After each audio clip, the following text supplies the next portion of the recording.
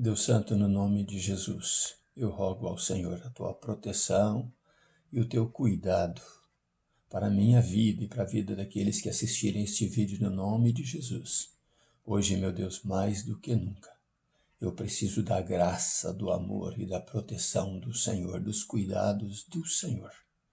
Meditando na tua palavra, eu peço ao Senhor, dá-me graça, misericórdia, sabedoria e paz também para levar aos outros aquilo que o Senhor fala comigo nesta manhã. No nome de Jesus.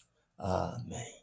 Bom dia para você, família, no nome de Jesus, que Deus te abençoe. Vamos ler a palavra de Deus, que está em Atos capítulo 14. Vamos terminar o capítulo 14 hoje, né? E vamos ler o que está escrito no versículo 11, no versículo 14, no versículo 19 a 22 e depois o 23 e o 26. Bastante versículo para que você entenda o que está se passando.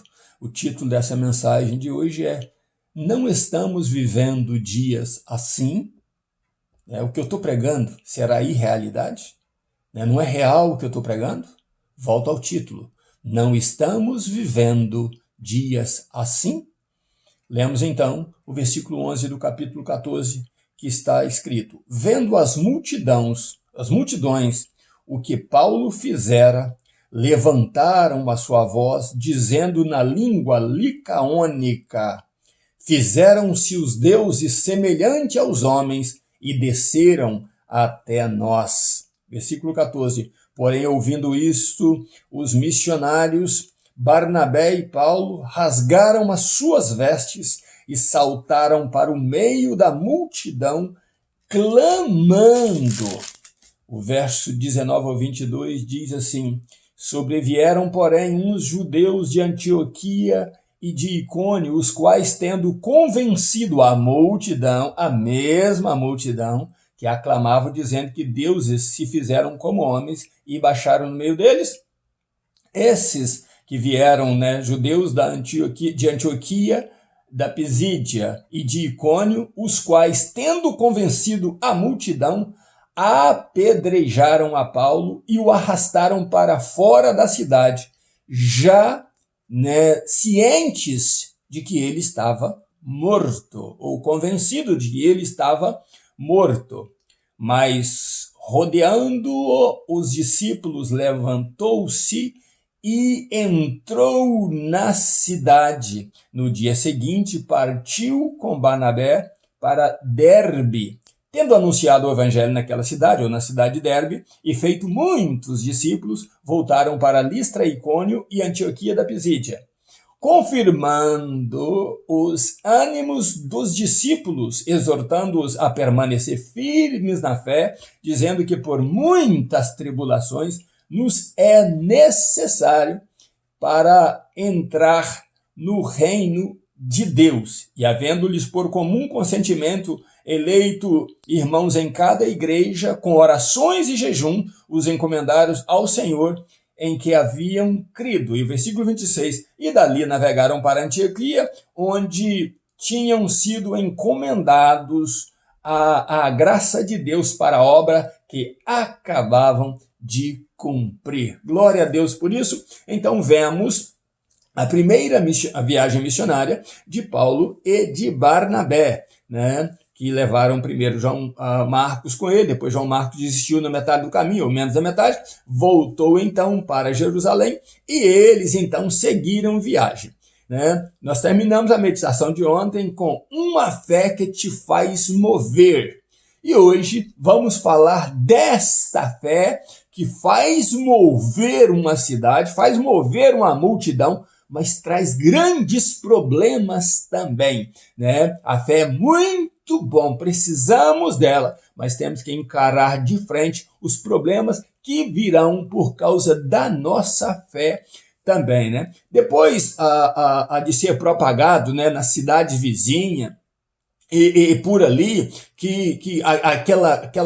aquele milagre, né, eles terem visto aquele milagre ali, o que acontece então? Os líderes de falsas religiões, né, de religiões satânicas, eu não tenho medo algum de dizer que ou adoram a Deus ou adoram ao diabo, não tem outro meio termo nisso aí. Então esses líderes, e tem muitos por aí de religiões satânicas, ensinando aquilo que a Bíblia não ensina, que a palavra de Deus não ensina, esses líderes então pensam o seguinte: nós temos que adorar, porque este Paulo e este Barnabé não são homens comuns, são deuses que desceram sobre nós. E eles então começam a arrumar animais para sacrificar, touros e grinaldos, para sacrificar, então, fazer ali uma adoração a Paulo e Barnabé. Eles falavam na língua licaônica. Possivelmente Paulo não entendia o que eles estavam falando ali naquela hora. Mas ao ver o tumulto, ao ver o movimento e ao ver ali atos de adoração, a Bíblia diz que eles rasgam as suas vestes. Eles rejeitam aquilo e eles saltam no meio do povo e provam ao povo: olha, nós somos homens normais como vocês. Nós somos homens com as mesmas paixões, de sofrimentos iguais a vocês. Não façam isso que nós pregamos. É que vocês têm que deixar esta vaidade, este satanismo, esses cultos a demônios e adorar o Deus vivo que nós pregamos e que fez este milagre aí no aleijado, que vocês conhecem e vocês viram um milagre. Ah, meus irmãos, aquela fé, aquele mover milagroso ali trouxe também grande problema para os missionários, porque veio de Antioquia, né, da Pisídia, e de Icônio, já juntando um motim, fazendo um movimento, os judeus inimigos da cruz de Cristo, né? E nós temos vários inimigos, eu tenho falado isso, para levantar então um convencimento ao povo de que estes que outrora fizeram ali um grande milagre, ele deve ser apedrejado. Esse Paulo aí, que mandou o homem se endireitar, ele deve ser apedrejado.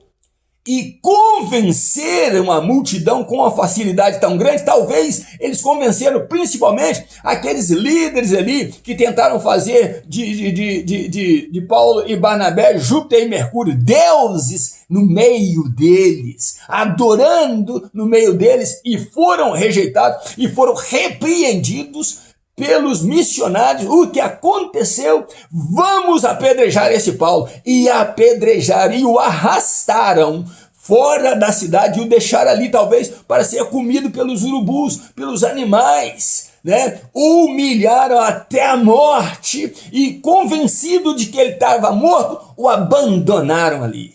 Mas a Bíblia diz que os discípulos, aqueles que converteram, foram ali. E estando em volta de Paulo, Paulo então se levanta. E Paulo, nas suas cartas, diz que ele, neste momento, ele foi ao abismo. Ele experimentou realmente a morte, mas Deus o trouxe de volta porque a obra não estava completa. E a Bíblia diz, então, que o que eles consideravam morto entra na cidade e fica ali por uma noite no meio deles. E no dia seguinte, então, ele vai para Derbe, prega lá, faz discípulo, e o que nós lemos é que depois de fazer discípulos, eles voltam e passam nas mesmas cidades que os perseguiram, fortificando os crentes, os servos do Senhor Jesus, fazendo os pastores locais ali, levantando líderes no meio deles, para que cuidassem do povo, e dizendo: fiquem firmes na fé, não abandonem a fé, mesmo que venha perseguições, mesmo que venha uma multidão contra vocês, líderes e deuses estranhos, líderes satanistas, as tribulações vêm até vocês, fiquem firmes, porque através dessas tribulações é que nós alcançaremos o reino de Deus.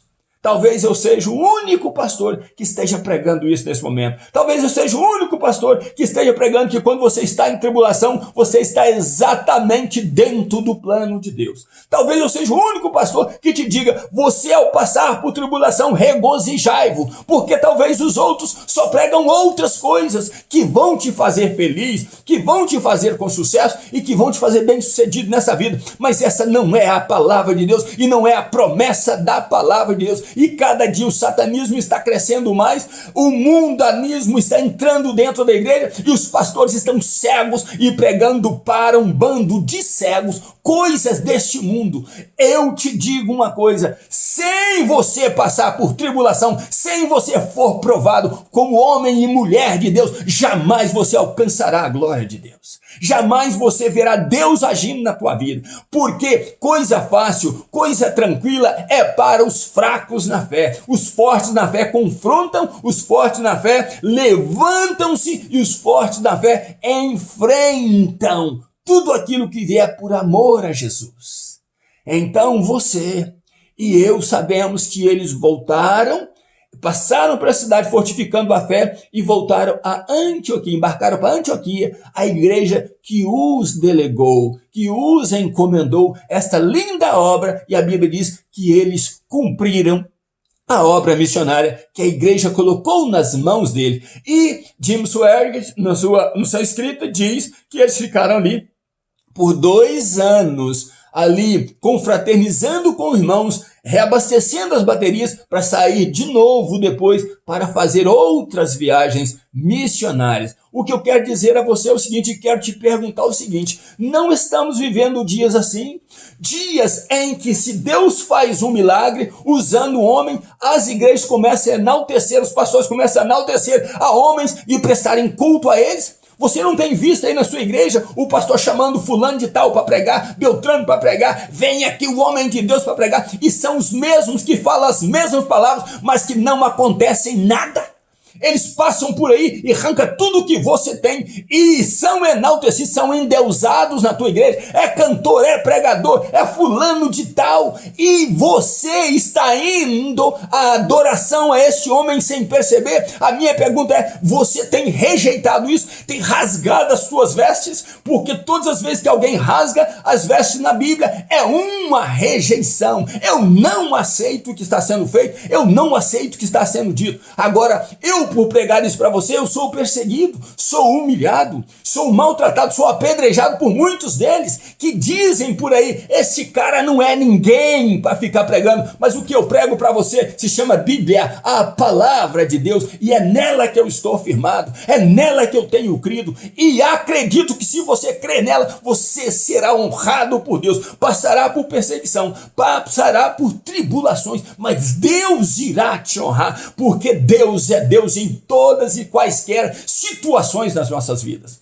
Então você precisa crer nisso. Não importa o que está por vir. Glorifica a Deus no teu corpo, na tua alma e no teu espírito. Faça como Paulo. Traga no teu corpo as marcas de Cristo e Deus te abençoará. Eu quero que esta palavra esteja no teu coração e que você pense nesse título. Não estamos vivendo dias assim, onde o homem é enaltecido e Deus é esquecido, a palavra de Deus é esquecida. Estamos mundo afora vendo o satanismo crescendo e o cristianismo sendo sufocado por Satanás, porque homens de Deus não estão tendo a visão exata do que Deus quer para a igreja do Senhor Jesus. Mas a Bíblia diz que nas lutas e nas provas, a igreja segue caminhando e as portas do inferno não prevalecerão contra a igreja do Deus vivo. Ainda nos meus pijamas, servindo a Deus e buscando a Deus. Um grande abraço meu, pastor Riva Martins. Deus abençoe você e família, em nome de Jesus. E não deixe de orar por mim. Eu te peço encarecidamente, no nome de Jesus. Deus te abençoe. Um abraço meu.